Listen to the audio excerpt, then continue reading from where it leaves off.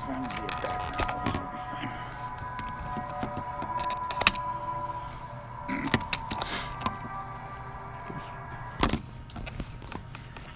Okay, I'm hiding my face. Alright. You ain't gonna know who this is. There. Oh, it's already recording. Hello. Let me see if it's actually live. No, I'll check it. No, it's live. It's live. Should I whisper it? It's your choice. Well, that was freaky. The screen just started loading. It's just an ad. Ads are horrifying. Lesson 1. My brother has always had a dream of being a great filmmaker. For as long as I can remember it, it's been his obsession. He's got a video camera for his 8th birthday. Stop. I just realized. Oh my god. I can't believe this.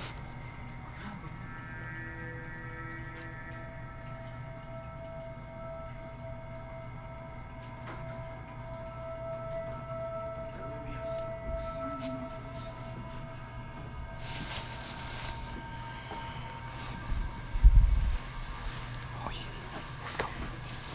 Put it over your head. That way you look like a KKK. Of course. It's natural. Okay, light Oh off. crap. It's the second switch. This one? Yeah. Boom. Point.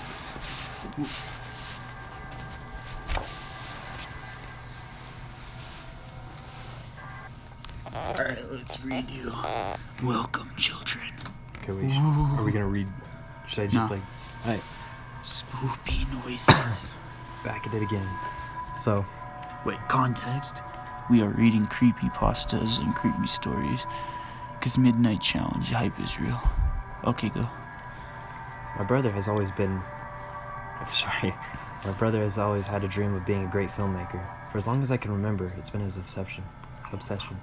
He's got a video camera for his 8th birthday and would literally film everything with it, even the most mundane things. He would have us do interviews for the camera, make like movies for himself. I thought it was cute at first. I really did. I would always help him with whatever little project he has going on. As time went on though some things started to change. I can't really say what made him this way. He became increasingly arrogant, increasingly difficult. My parents definitely spoiled him. Spent a small fortune making sure he got the education he needed to pursue his dream of being a director. Paid for any of this expensive equipment he needed for making and editing his own little movies. Why is it called Rake? Hmm? It's called Rake. Wait, what? The stream. I don't know. It's called Rake with her. I'll change it later. Actually, crap. I don't know why it is that. That's fine. Okay, our parents definitely spoiled him. Spent a small fortune making sure he got the education he needed to pursue his dreams of being a director. Paid for any of his expensive equipment he needed for making, editing his own little movies. Helped paid salaries of any crew or actors he hired for little short films he produced. Maybe it was that which made him become so arrogant and mean-spirited, but increasingly he became that worst kind of cliche, the artist obsessed with their vision and treating everyone in their lives like crap. The self-centered, petulant child, his adult's body. I'd like to say that I called him out on any of this, but the sad fact is that I went right along with him on it. It started in the teens, verbal abuse, and the occasional slap anytime that I didn't do something right or quickly enough for the liking. I should have stood up to him, told him to get lost, but I found myself totally under his thumb, unable to say no or simply get him out of my life. To be honest, looking back, I can just see how unhealthy the whole thing was. Now, before you get getting the wrong idea, there was never anything incestuous here. My brother was just a bully, a little tyrant who enjoyed bossing people around, and I basically became his personal servant.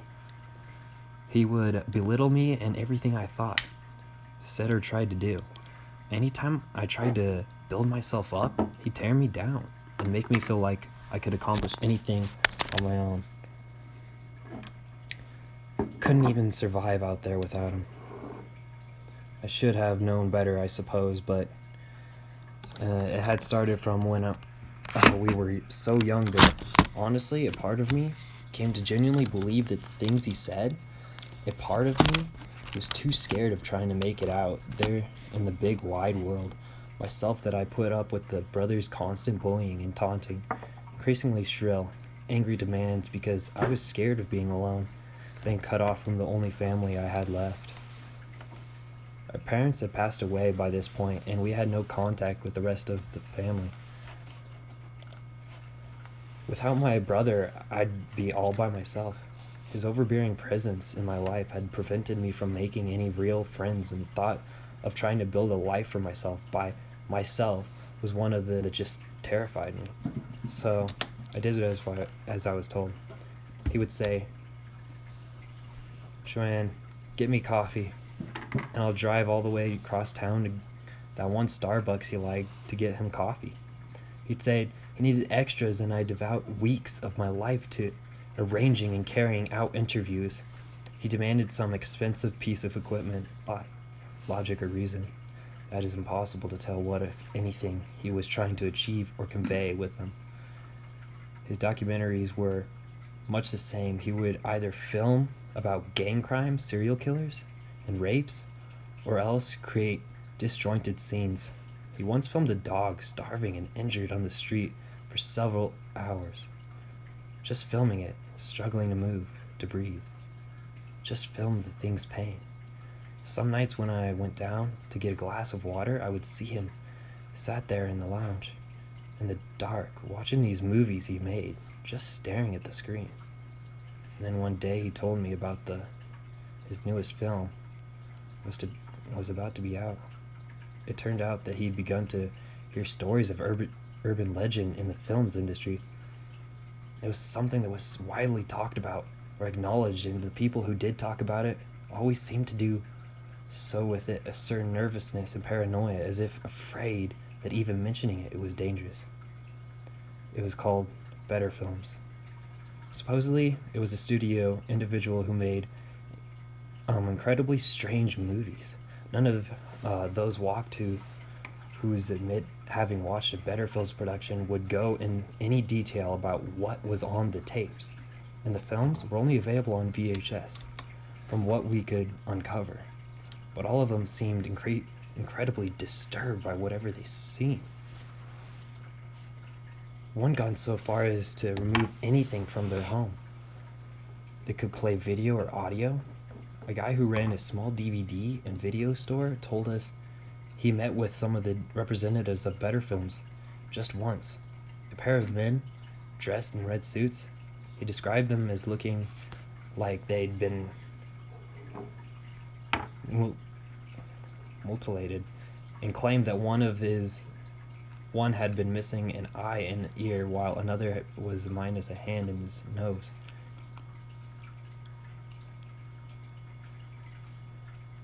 The scaring around. These wounds look ugly and raw. They given him a business card, which had nothing on it except for a logo, a cartoonish childlike drawing of a frowning face, and a tagline, "Making better films for a better audience," along with a website address where they claimed could purchase their titles for this store if he wished to help support independent art. He checked it out, expecting some kind of artsy foreign stuff in the black and white. He had instead found a site full of strange and confusing clips that left him scratching his head, and that provided no clear way, order, anything. He said the whole web page appeared to be in Japanese. And yet a week later, black pin bag on the front of the step of his shop, and inside were several tapes, all with Better Films logo on their labels.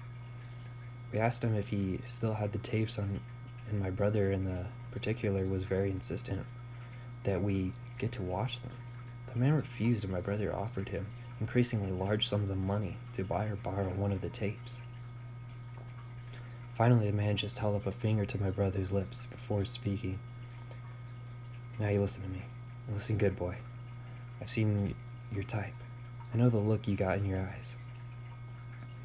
Right now, I get a lot of weirdos in here browsing the adult section asking if I've gotten anything stronger. I know what you're after, what you're thinking. So I'm not gonna tell you this. What the hell's so funny? Stronger. So I'm gonna tell you this, and then you're gonna leave my store.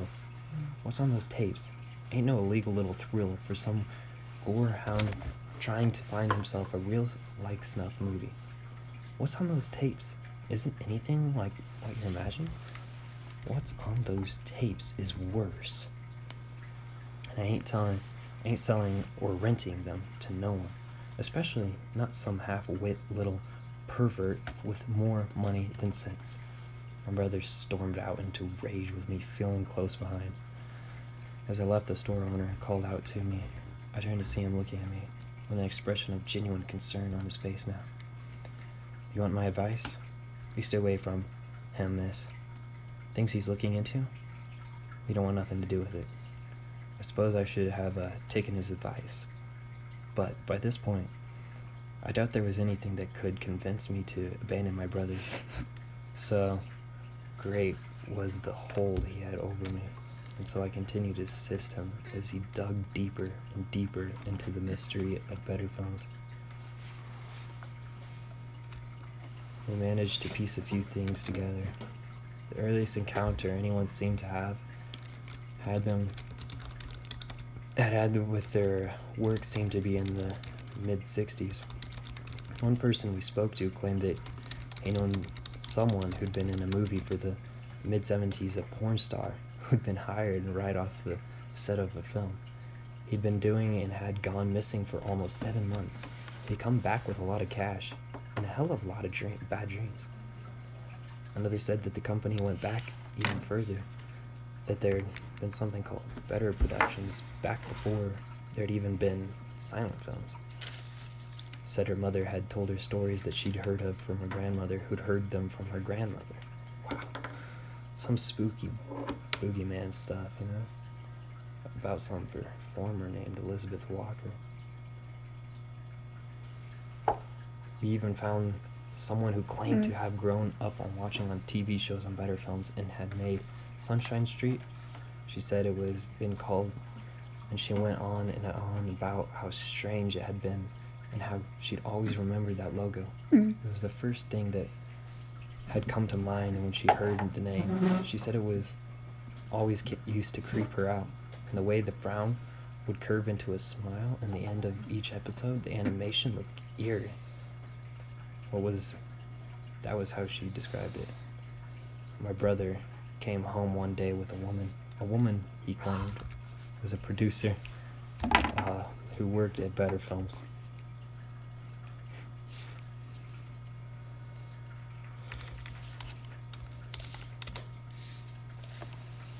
I was dumbfounded for all the works we had to put into this. I hadn't expected us to go anywhere. To be honest, I was pretty much convinced the whole thing was just a ghost story, that if there ever been a Better Films, there was nothing more to it than some low-budget production company that had made a few creepy little flicks and folded up. All the weirdness around it, all the little hints and dark suggestions we gotten about there being something more sinister about the whole thing. I'd put that down to just people making stuff up. Or at very least, people having heard. Wait, did it really? Yeah.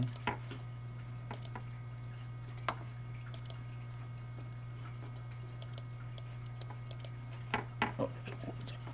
Go back. The men our friend at the video store had described, she looked as though someone had gone out of the way to mutilate her body. One eye was missing, as was an ear and her nose. 3 fingers were missing from the right hand as well. I tried hard not to stare, but all of these looked like they had been done so cruelly, so violently, that it made me wince. She and my brother spoke at length for some time. I was not allowed to listen in or take part in whatever they were talking about. But after a while, they stepped out of the lounge, and my brother asked to speak with me alone for a moment. He told me that he had convinced the woman to let him actually come to the filming of one of the Better Films movies and to meet with the director responsible for their work, to actually interview people who had worked at the highest levels of the production company and get the real story about what it was they did. However, to secure this, he had to offer the woman a form of payment, he said, and the payment was her getting to spend a night with me, where I would do anything she wished. What's this story about? Right now I'm getting to a part about sex, I think, but it's fine. Let's make it creepy. Hold on, let me finish it. No. Well, Sex ain't creepy. Well, that's not actually what it was about to be. Skeleton. No. For all of you that are hearing weird sounds, it's me replaying the stream to make sure everything is correct and whatnot. Has anyone commented? Can I read one? Oh, Jesus Christ. Yo, can I read one? Brad, please. I guess. That was a long story that was not scary at all. Just kind of annoying. Not gonna lie. Just about this film production. So stupid. No one commented? There's like 7 comments. Oh, your face is showing. Here, let's just film a candle. There we go. Let's just film this candle. Spooky.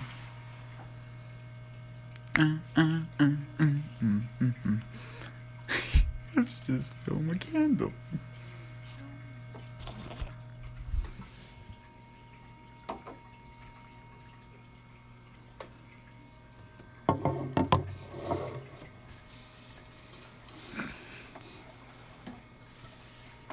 Search up a rake.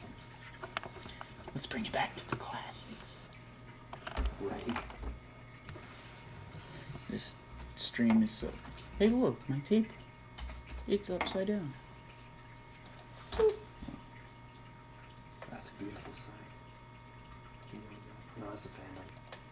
No, it's got the story. No.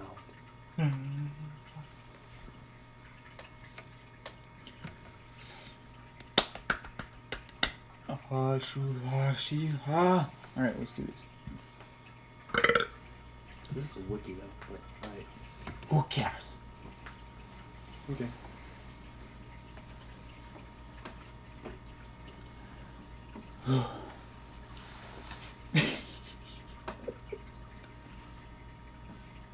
You monitor the stream, I can't laugh. I'm laughing too much. During the summer of 2003, events in the northeastern United States involving a strange, human-like creature sparked brief local media interest before an apparent blackout was enacted. Little or no information was left intact, as most online and written accounts of the creature were mysteriously destroyed. Primarily focused in rural New York State and ones found in Idaho, self-proclaimed witnesses told stories of their encounter with a creature of unknown origin. Emotions ranged from extremely traumatic levels of fright and discomfort to an almost childlike sense of playfulness and curiosity. While their published versions are no longer on record, their memories remain powerful. Several of the involved parties began to look for answers that year. In 2006, the collaboration had accumulated nearly 24 documents dating between the 12th century and present day, spanning 4 continents. In almost all cases, the stories were identical. I've been in contact with a member of this group and were able to get some excerpts from their upcoming book. Here we go. The original. From 2006. 3 years ago, I had just returned from a trip from Niagara Falls with my family for the 4th of July. We were all very excited after a long day of driving, so my husband and I put the kids right to bed and called it a night. At about 4 a.m., I woke up thinking my husband had gotten up to use the restroom. I used the moment to steal back my sheets, only to wake him in the process. I apologized and I told him that I thought he got out of bed. When he turned his face to me, he gasped and pulled his feet up from the end of the bed so quickly his knee almost knocked me out of bed. He then grabbed me and said nothing. After adjusting to the dark for half a second, I was able to see what caused such a strange reaction. At the foot of the bed, sitting and facing away from us, there appears to be a naked man, or a large hairless dog of some sort. Its position was disturbing and unnatural, as if it had just been hit by a car or something. For some reason, I was not instantly frightened by it, but more concerned as to its condition. At this point, I was somewhat under the assumption that we were supposed to help him. My husband, peering over his arm and knee, tucked into the fetal position, occasionally glancing at me before returning to the creature. In a flurry of motion, the creature scrambled around the side of the bed and crawled quickly in a flailing sort of motion right along the bed until it was less than a foot from my husband's face. The creature was completely silent for about 30 seconds, or probably closer to 5. It just seemed like a lot. Just looking at my husband. The creature then placed its hand on his knee and ran into the hallway leading to the kids' rooms. I screamed and ran for the light switch, planning to stop him before he hurt my children. When I got to the hallway, the light from the bedroom was enough to see it crouched and hunched over about 20 feet away. He turned around and looked directly, covered in blood. I flipped the switch on the wall and saw my daughter, Clara. The creature ran down the stairs when my husband and I rushed to help our daughter. She was very badly injured and only spoke once more in her short life. She said, "He is the rake." My husband drove his car into a lake that night while rushing our daughter to the hospital. They did not survive. Is my table on fire? Okay. Being a small town, news got around pretty quickly. The police were helpful at first, and the local newspaper took up a lot of interest as well. However, the story was never published, and the local television news never followed up either. For several months, my son Justin and I stayed in a hotel near my parents' house. After we decided to return home, I began looking for answers myself. I eventually located a man in the next town over who had a similar story. We got in contact and began talking about our experiences. He knew of 2 other people in New York who had seen the creature we now refer to as the rake. It took the 4 of us about 2 solid years of hunting on the internet and writing letters to come up with a small collection of what we believed to be accounts of the rake. None of them gave any details, history, or follow-up. One journal had an entry involving the creature in its first 3 pages and was never mentioned again. A ship's log explained nothing of the encounter, saying that only that they were told to leave by the rake. What? That was the last entry in the log. There were, however, many instances where the creature's visit was one of a series of visits with the same person. Multiple people also mentioned being spoken to, my daughter included. This led to us to wonder if the rake had visited any of us before our last encounter. I set up a digital recorder near my bed and left it running all night, every night for 2 weeks. I would tediously scan through the sounds of me rolling around in bed each day, and when I woke up, by the end of the 2nd week, I was quite used to the occasional sound of sleep when blurring through the recording at 8 times the normal speed. This still took almost an hour every day. On the first day of the 3rd week, I thought I heard something different. What I found was a shrill voice. It was the rake. I can't listen to it long enough to even begin to describe it. I haven't let anyone listen to it yet. All I know is that I've heard it before, and now I believe that it spoke when I was sitting in front of my husband. I don't remember hearing anything at the time, but for some reason the voice on the recording immediately brings me to that moment. I thought they must have gone through my daughter's head that made me very upset. I have not seen the rake since he ruined my life. I know that he has not been in my room since I've slept. I know and fear that one night he'll wake up to see him staring at me. And, alright. You pick a posture. Alright.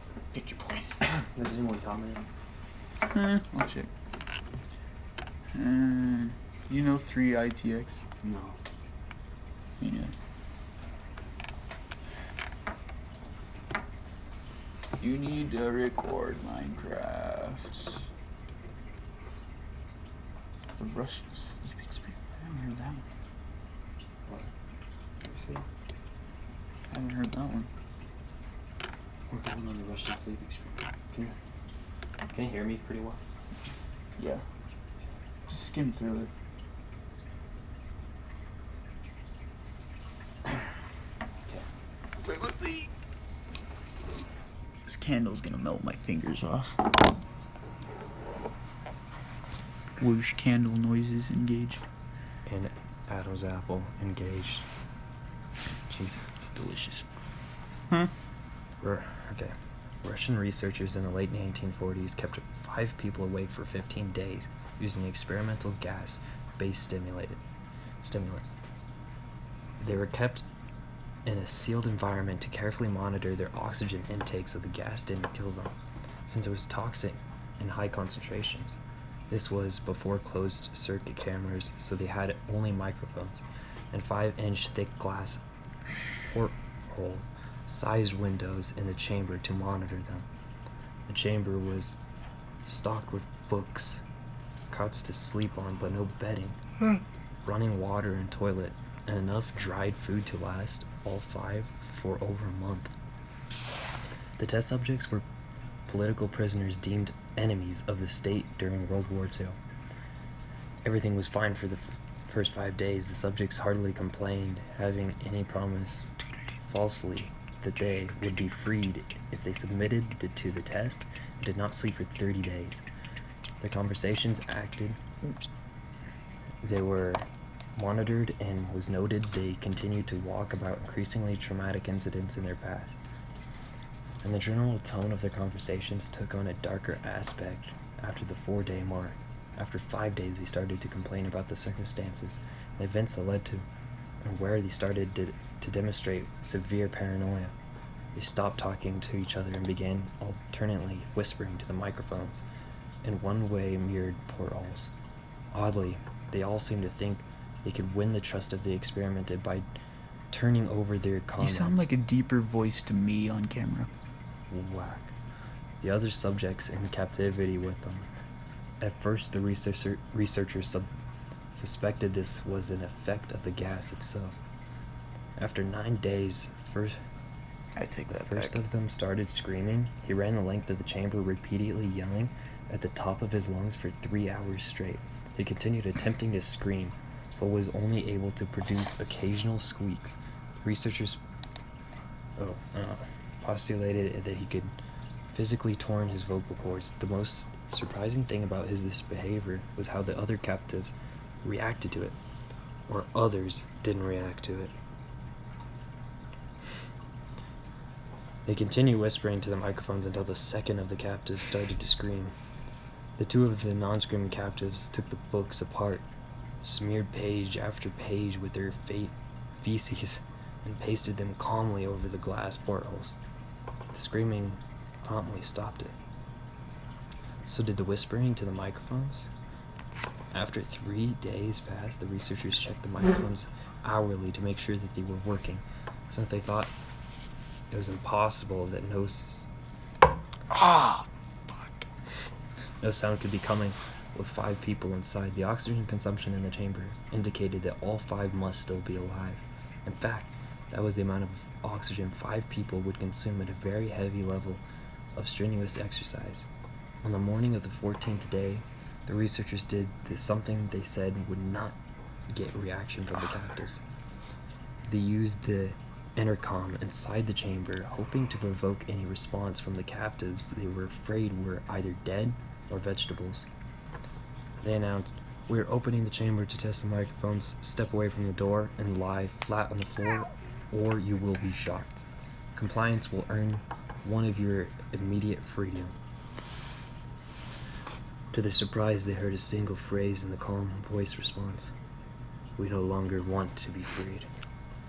Debate broke out among the researchers and the military forces funding the research. Unable to provoke any more response using the intercom, it was finally decided to open the chamber at midnight on the 15th day. The chamber was flushed of stimulant gas and filled with fresh air. Immediately, voices from the microphones began to object. 3 different voices began begging, as if pleading for the life of loved ones, to turn the gas back on. The chamber was open, and the soldiers sent to retrieve the test subjects. They began to scream louder than ever, and so did the soldiers when they saw what was inside. 4 of the 5 subjects were still alive, although no one could rightly call this state that any of them in life. The food rations past day 5 had not been so much as touched. There were chunks of meat from the dead test subjects, thighs and chest stuffed into the drain and centered in the chamber, blocking the drain and allowing 4 inches of water to accumulate on the floor. Precisely how much of the water on the floor was actually blood was never determined. All 4 surviving test subjects also had large portions of muscle and skin torn away from their bodies. The destruction of the flesh, exposed bone on their fingertips, indicated that the wounds were inflicted by hand, not with teeth, as the researchers initially thought. Closer examination of the positions and angles of the wounds indicated that most of it, if not all, were self-inflicted. The abdominal organs below the rib cage of all the 4 test subjects was removed, while the heart, lungs, and diaphragm remained in place. The skin and most of the muscles attached to the ribs had been ripped off, exposing the lungs through the rib cage. All the blood vessels and organs remained intact. Smells nice. They had just taken out and laid on the floor, fanning out around eviscerated but still living bodies on the subjects. The digestive tract of all the 4 could be seen to be working, digesting food. It quickly became apparent that they were digesting what their own flesh had they ripped off and eaten over the course of the days. Most of the soldiers were Russians, special operatives at the facility, but still many refused to return to the chamber to remove the test subjects. They continued to scream to be left in the chamber, and alternatively, begged and demanded that the gas be turned back on, lest they fall asleep. Everyone surprised, the test subjects put a fierce fight in the process, being removed from the chamber. Another 5 of the soldiers lost their lives to the counts that committed suicide in the weeks following the incident. In the struggles, one of the 4 living subjects had spleen ruptured and bled out almost immediately. The medical researchers attempted to sedate him, but this proved impossible. He was injected with more than 10 times the human dose of morphine. Derivative, and still fought like a concerned animal, breaking the ribs and arms of one doctor. When the heart seemed to beat for 2 minutes after he had bled out to the point there was more air in the vascular system than blood, even after it stopped, continued to scream and flail. You think we should wrap it up? Not many very people are watching. Moreover, we're just... Only one dude. Okay, well, the second survivor of the first group started to scream, his vocal cords destroyed, were unable to beg for object to surgery, and he reacted to shaking his head violently in disapproval when the anesthetic gas was brought near him. He shook his head yes, some suggested reluctantly, and tried surgery and anesthetic, and did not react to the entire 6-hour procedure of replacing his abdominal organs, and attempting to cover them with what remained of his skin. Surgeon presiding stated repeatedly that it shouted and medically possible that the patient to still be alive.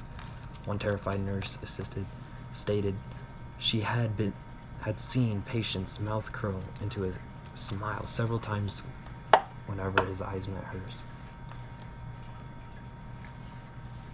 When the surgery ended, it was of drastic importance. The surgeon had a pen and pad fetched so the patient could write his message. It was simple: keep cutting. The other two subjects given the same surgery, both without anesthetic as well, although they had to be injected with a paralytic or duration of the operation. The surgeon found it impossible to perform the operation with the patients laughed continuously. One paralyzed, the subjects could only follow attending researchers.